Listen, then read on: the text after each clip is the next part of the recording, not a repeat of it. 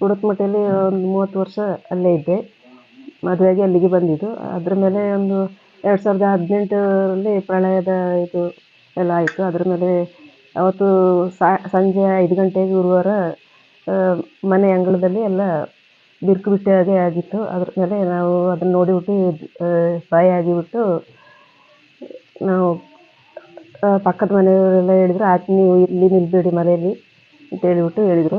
ಹಾಗೆ ನಮ್ಮ ನಾದಿನಿ ಮನೆಯಲ್ಲಿ ಹೋಗಿ ರಾತ್ರಿ ಹೊತ್ತು ಕಳೆದು ಬಂದಿದ್ದೀವಿ.